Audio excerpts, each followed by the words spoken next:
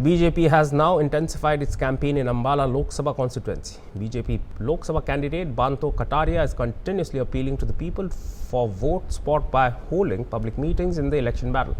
Yesterday, to give momentum to BJP's campaign, Uttarakhand CM Pushkar Singh Dhami reached Jandli in Ambala city, where thousands of people gathered to listen to Pushkar Singh Dhami.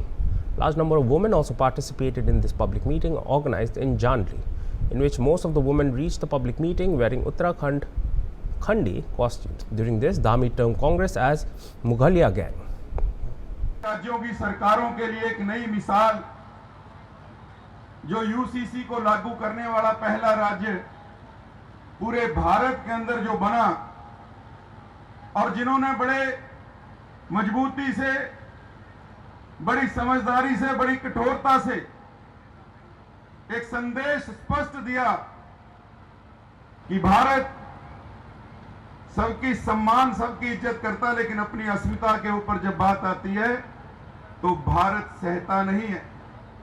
जैसा मैं देख रहा हूं कि इतने बड़े सम्मेलन में, इतने बड़े सभा में आप सब लोग इतनी देर से बैठे हैं और जब यहां से मंच पर बोलने वाले किसी बात पर आपका हाथ उठवा रहे हैं या आपकी हामी भरवा रहे हैं, तो आपका जोश और आपका उत्साह देखकर मेरे मन में कोई संशय नहीं है कि यहाँ से लोकसभा के चुनाव में बंतो कटारिया जी भारी बहुमत से जीतने वाली हैं, भारी बहुमत से विजय होने वाली है और 2014 और 19 की रिकॉर्ड को भी तोड़ने जा रही है।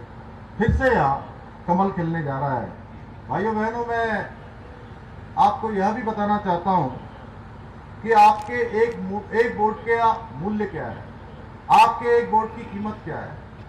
2014 से पहले का जब हम भारत देखते हैं, उसको स्मरण में करते हैं, तो 2014 से पहले का जो कालखंड था, वो कालखंड किस प्रकार से घपलों का, घोटालों का, भ्रष्टाचार का कालखंड था। और आज आदरणीय प्रधानमंत्री मोदी जी के नेतृत्व में भारत विकास और समृद्धि के पथ पर तेजी से आगे बढ़ा है। दुनिया के अंदर भारत का मान सम्मान बढ़ा है, भारत की पहचान बढ़ी है। हर भारतवासी को गर्व होता है कि मैं भारत का रहने वाला हूं, मैं एक भारतीय हूं। ये बात मैं इसलिए कह सकता हूं कि मुझे दुनिया के अन्य देशों में जाने का अवसर मिला। मैंने वहां देखा किस प्रकार से दुनिया के दूसरे देशों में रहने वाले भारतीय आज गौरव के साथ अपना जीवन जी रहे हैं। उनका भी मान सम्मान आज दुनिया के अंदर बढ़ा है। 2014 के बाद विकसित और आत्मनिर्भर भारत का सपना साकार होने की दिशा में तेजी से आगे बढ़ा है और आज भारत 11वें नंबर की अर्थव्यवस्था से 5वें नंबर की अर्थव्यवस्था बन गया है, एक बड़ी आर्थिक शक्ति बनकर उभरा है और आने वाले समय में हम तीसरी आर्थिक शक्ति भी बनेंगे। आदरणीय प्रधानमंत्री जी का संकल्प है कि भारत दुनिया की तीसरी सबसे बड़ी आर्थिक शक्ति बनेगा और आने वाले समय में हम नंबर 1 की आर्थिक शक्ति भी बनेंगे। भाइयों बहनों, जो विकसित भारत का संकल्प लिया है, आज मोदी सरकार की startup India, make in India जैसी अनेक जो योजनाएं हैं, वो भारत को आत्मनिर्भर बनाने की दिशा में तेजी से आगे बढ़ा रही है।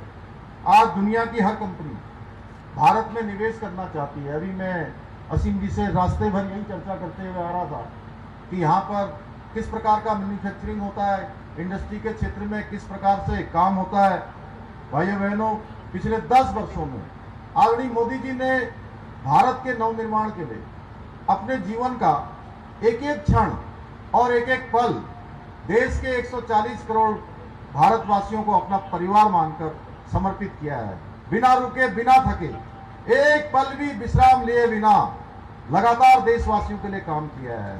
भाइयों बहनों, पिछले 10 वर्षों में 55,000 किलोमीटर नेशनल हाईवे बने हैं, 7 IIT, 7 नए IIM, 15 नए एम्स, 390 विश्वविद्यालय और लगभग 700 नए मेडिकल कॉलेज खोले गए हैं। इसके साथ ही भारत के विश्व स्तरीय इंफ्रास्ट्रक्चर को देखकर आज दुनिया के बड़े बड़े विकसित देश भी आश्चर्यचकित है कि भारत इतनी तेजी से कैसे प्रगति कर रहा है। आज विश्व स्तरीय जो expressway, ring roads, highway, elevated roads के साथ ही मेट्रो रेल, मोनो रेल, जो हमारे गुरुग्राम में अभी माननीय प्रधानमंत्री जी ने जिसका उद्घाटन किया था, under water metro, Vande Bharat जैसी ट्रेनें हैं, विश्व स्तरीय परियोजनाएं आज नए भारत की और विकसित भारत के संकल्प को पूरा करने के लिए तेजी से आगे बढ़ रही हैं। आज भारत के टियर 2, टियर 3 शहरों में भी हवाई अड्डे बन रहे हैं।